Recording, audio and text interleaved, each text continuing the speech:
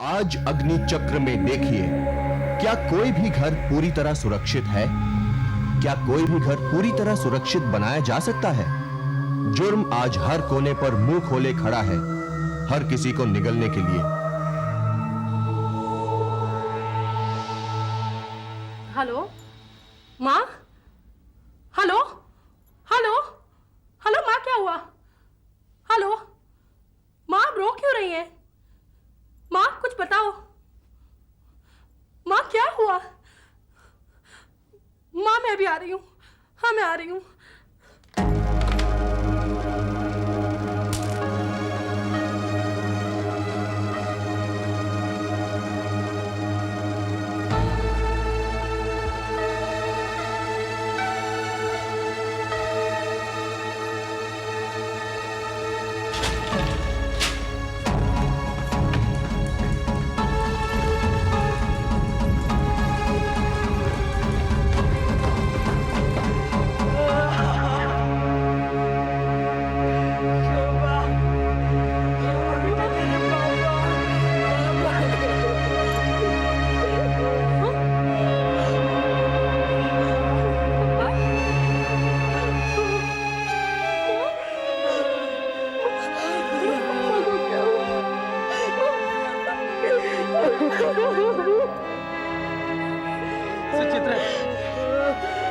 चित्रे आपसे कुछ सवाल पूछ रहे हैं।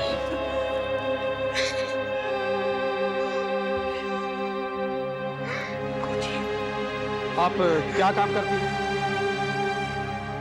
जी मैं एक एनेस्थीसिस्ट हूँ।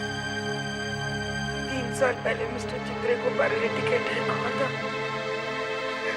मैं अभी भी काम कर रही हूँ।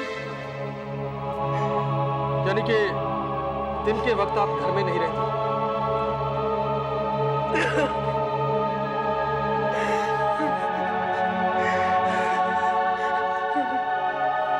अच्छा, आपके घर में कोई नौकर है?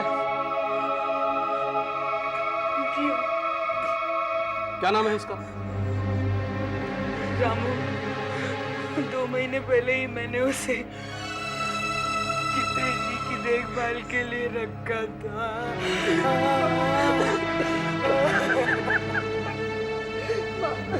उम्र क्या है उसकी?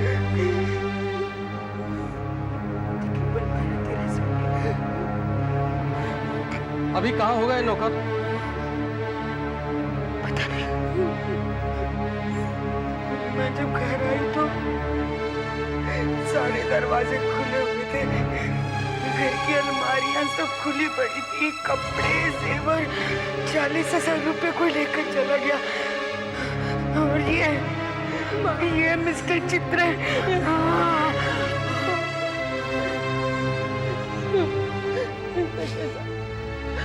मेरे पापा तो पैरालाइटिक थे, जिसे चोरी करनी थी वो आराम से भाग सकते थे। मैंने मारने की क्या जरूरत थी? That's it. यही तो, एक पैरालिटिक आदमी को मारने की कोशिश तभी होगी जब चोर कोई जाना या पहचाना शख्स होगा। उसे डर होगा कि चित्रे साहब उसे पकड़वा सकते हैं। अच्छा मिस्टर चित्रे, ये रामू आपको कहां से मिला? हमारे पास वाली बिल्डिंग में एक नौकर रहता है जी, उसी के जरिए। पुलिस ने उस फ्लैट से भी पूछताछ की जहां अजीत काम करता था, पर उसका कहीं कुछ पता नहीं चला। यह जानना जरूरी था कि ये लोग कहां के थे ताकि इन्हें ढूंढने में आसानी हो सके। एक रामू नाम का छोटा सा लड़का है, वो इसी बिल्डिंग के किसी फ्लैट में काम करता ना? हाँ साहब, करता है ना, चित्रे साहब क्या? अच्छा, एक अजीत नाम का लड़का भी है, वो शायद बाजू वाले बिल्डिंग किसी घर में काम करता है। तो वो दोनों मिलते रहते हैं क्या? अक्सर आया करते हैं साहब। बादाम पाड़ा, यही नाम बताया था उन्होंने अपने गांव का। माँ को उड़ीसा में कहीं है। इंस्पेक्टर साहब, उन लोगों को जल्द से जल्द पकड़िए। उन्होंने एक बेबस आदमी को मारा है, मेरे पापा को मारा है। उन्हें तो सजा होनी चाहिए, फांसी मिलनी चाहिए सरे बजाद। अब भरोसा रखिए मैडम, हम उन्हें जरूर पकड़ लेंगे। मैं उन्हें फांसी पे लटकता हुआ देखना चाहती हूँ इंस्पेक्टर साहब।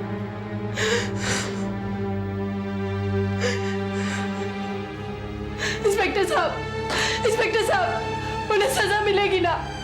मिलेगी ना उन्हें सजा? हमें इंसाफ मिलेगा ना? बोलिए ना इंस्पेक्टर साहब। कानून है ना शोभा?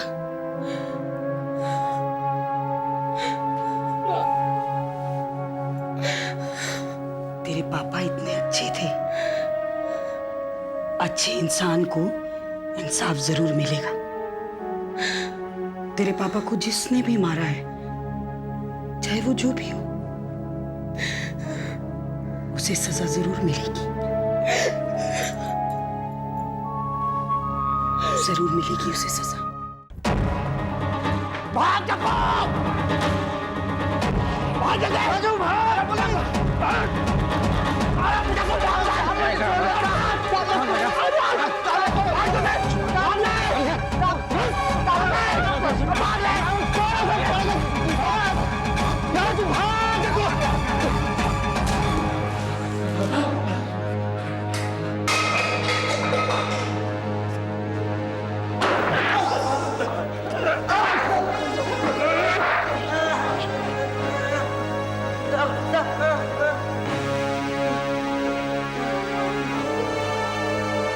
चित्र एक घर काम करता था ना?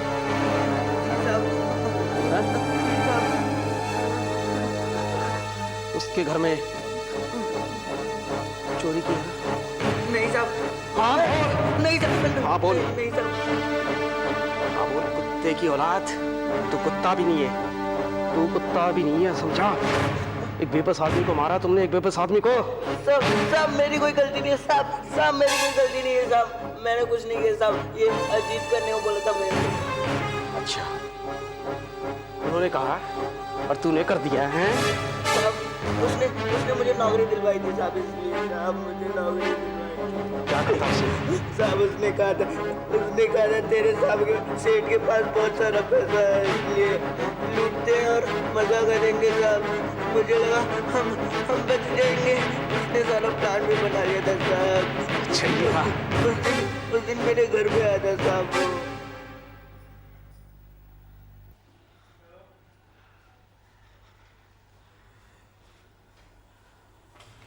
मैं लेट हो गई हूँ। रामू आपको नाश्ता दे देगा। रामू साहब को नाश्ता दे देना। अच्छा, ये नहीं कि टीवी देखते रहना। जी मैं सर। चलती हूँ।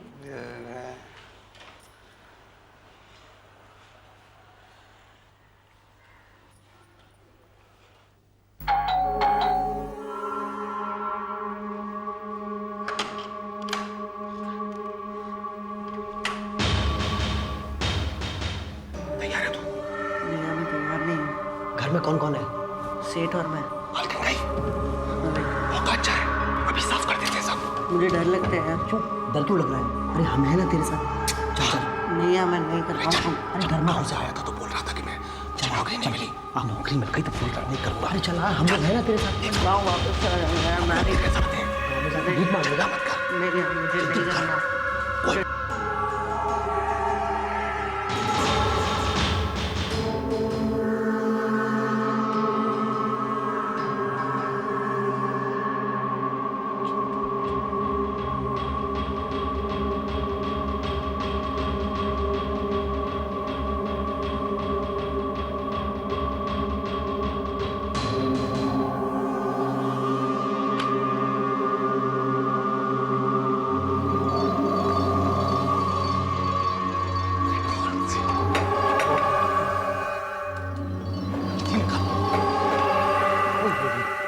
निकाल सामान।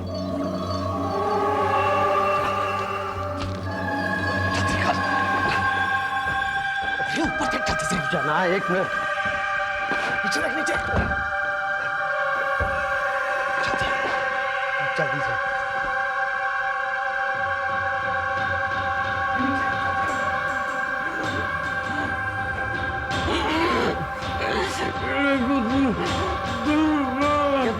जग्गू ये मुझे पहचान लिया। जग्गू हमें जग्गू ये मुझे पहचान लेगा यार। छोड़, नहीं पहचान पाएगा यार वो। पहचान लेगा वो मुझे। एक ही बार आदमी तुझे कैसे पहचान लेगा? अबे वो पहचान लेगा यार मुझे। अबे साहब वो मरता भी तो नहीं है। इसके पैर पकड़ता भी मारते साले। अबे कान नाच जल्दी कर।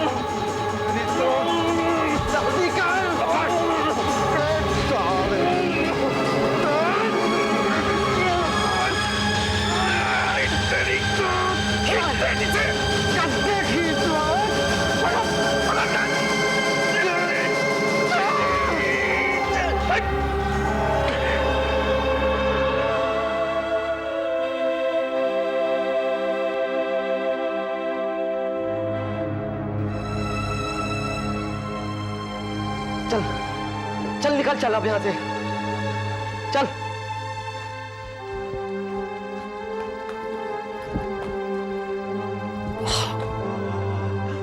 साहब मैंने कुछ नहीं किया साहब, इन दोनों ने मुझे बहका दिया था साहब। मैं रोकना चाहता था मगर ये लोग ने मुझे डराया साहब। मैंने कुछ नहीं किया साहब, मैंने कुछ नहीं किया।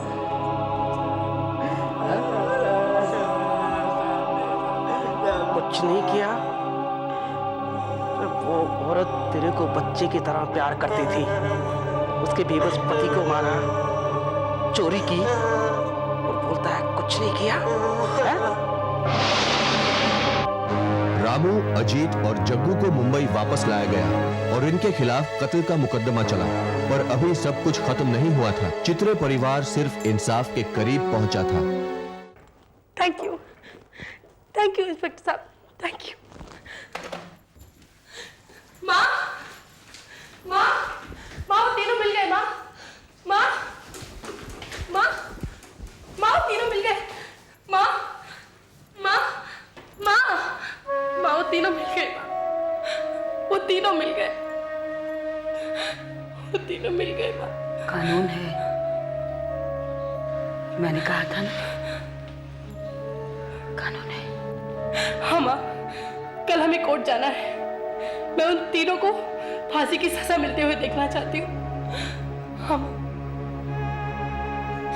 हम कोर्ट जरूर जाएंगे। कोर्ट का फैसला सुनने के लिए जरूर जाएंगे। रामशरण यादव उर्फ रामू, उसकी उम्र सिर्फ 12 साल की है। ये अदालत समझती है कि 12 साल की उम्र में बच्चे दूसरों के बहकावे में बहुत जल्दी आ सकते हैं और यकीनन रामू के साथ भी यही हुआ होगा। वो इन दोनों अजीत कुमार और जगदीश के बहकावे में आकर ये सब करने को राजी हुआ होगा। रामू की उम्र का ख्याल करते हुए ये अदालत हुक्म सुनाती है कि रामू के ऊपर कोई मुकदमा न चलाया जाए और उसे सुधरने का मौका देने के लिए उसको गांव वापस भेज दिया जाए। मुकदमा सिर्फ अजीत और जगदीश पे ही चलाया जाए।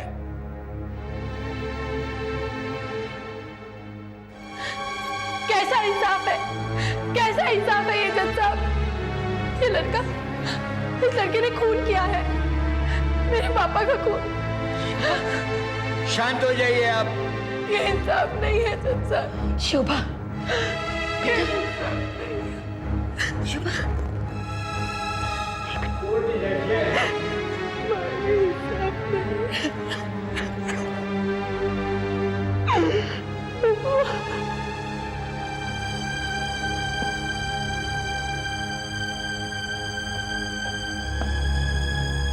वो उसे कैसे छोड़ सकते हैं वकील साहब? देखिए, कानून उसे सुधरने का मौका देना चाहता है और फिर उसकी उम्र क्या उम्र? चाकू पकड़ना जानता है, चलाना जानता है, पर ये नहीं जानता कि उसका अंजाम क्या होगा। यही कहना चाहते हैं ना आप? ऐसे तो जिसको भी खून कराना हो, पकड़ना है किसी 12 साल के बच्चे को और उससे खून करवा ले। माँ, ऐसे इंसाफ नहीं होता वकील साहब, ऐसे इंसाफ नहीं होता। वकील साहब, वकील साहब। माँ,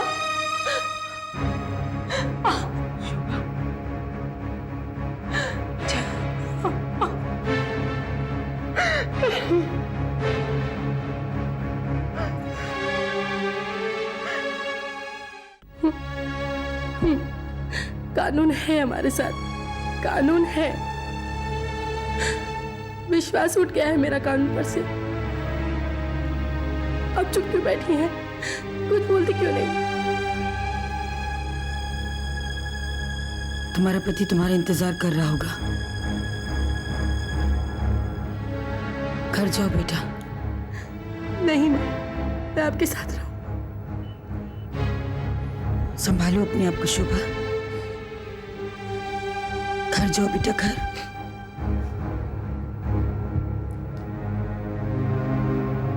तुम्हारे पापा को यहाँ इंसाफ नहीं मिला,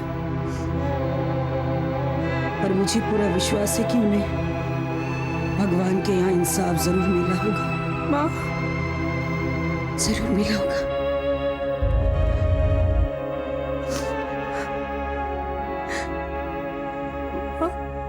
मेरा आपको छोड़ के जाने का दिल नहीं बेटा। ड्राइवर, गाड़ी यहाँ साइड पर रोक दो।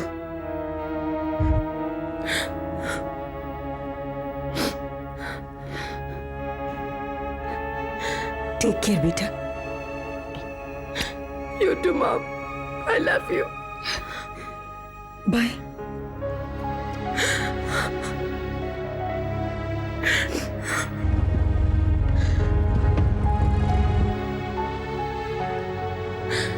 I love you, Mom.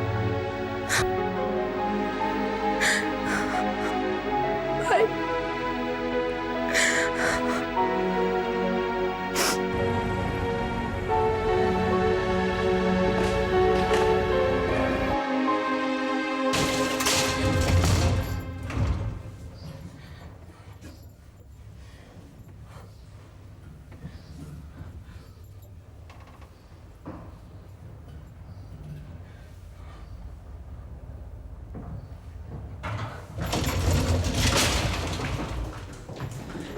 क्या हुआ? आइए मेरे साथ।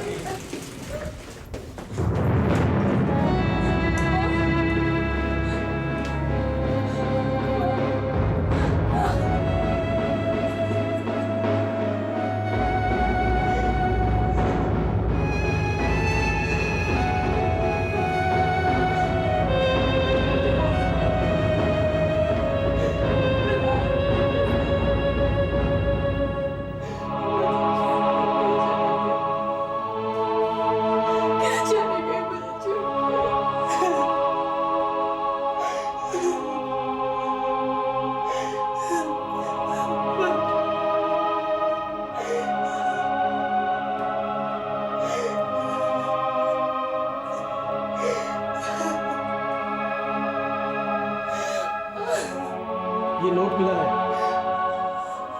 आपकी माँ ने आत्महत्या की है।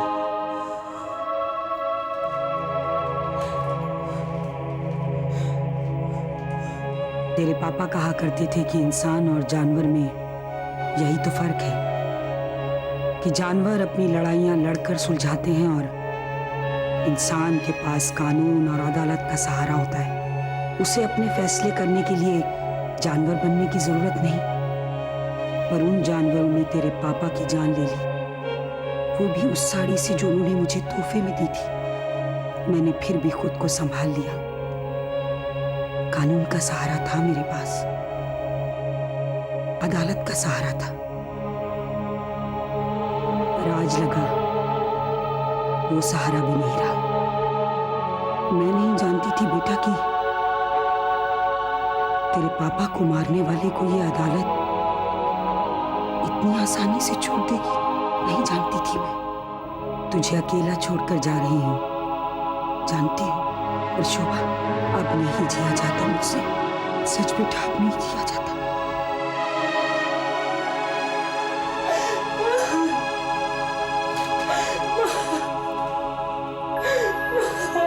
मैडम देखिए, प्लीज आप लाश को छूइए मत। आप हमें अपना काम करने दीजिए, प्लीज प्लीज मैडम।